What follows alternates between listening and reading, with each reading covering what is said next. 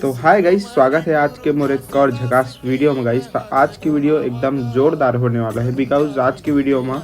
हर वर्ष की भांति यही वर्ष भी हमारे गांव छोटे नावपारा में पंथी के कार्यक्रम रखे गए हैं जो है बहुत धूमधाम से मनाया जाते। तो बने रहा मोर बघवा गेमिंग यूट्यूब चैनल में गाइस। अगर आप मन ला मोर वीडियो अच्छा लगी तो लाइक सब्सक्राइब एंड शेयर जरूर से जरूर करिए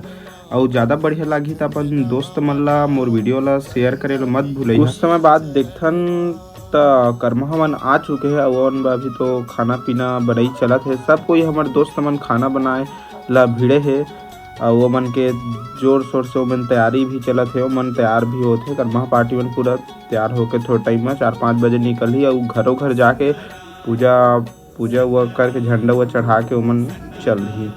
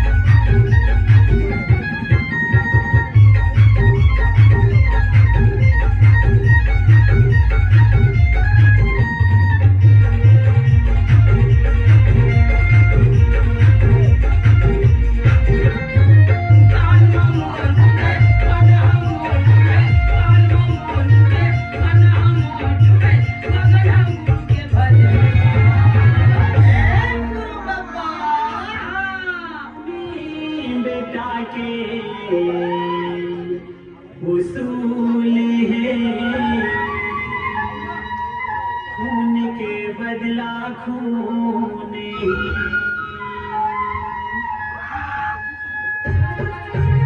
सजना मेरा लगे जुनून है खून के बदला खून सजना मेरा लगे जुनून है खून के बदला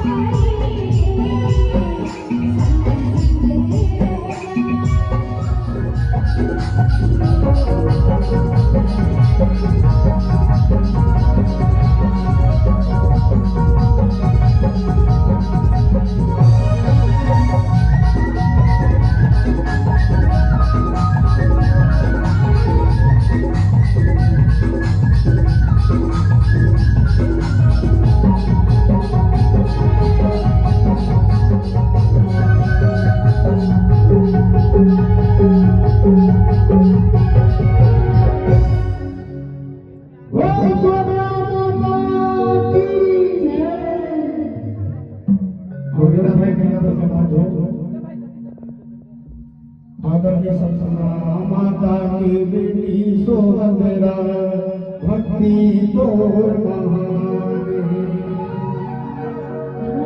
बाबा की बेटी सोहदरा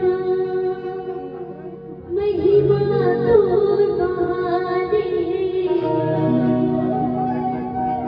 सबरा माता की बेटी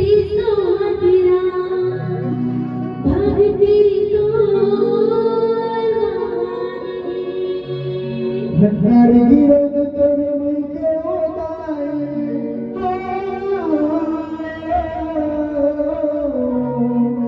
भंडार गिरद तोर मुके ओदाई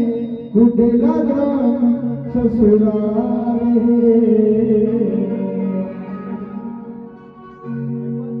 घासी बाबा के बेटी सोहरा महिमा बाबा के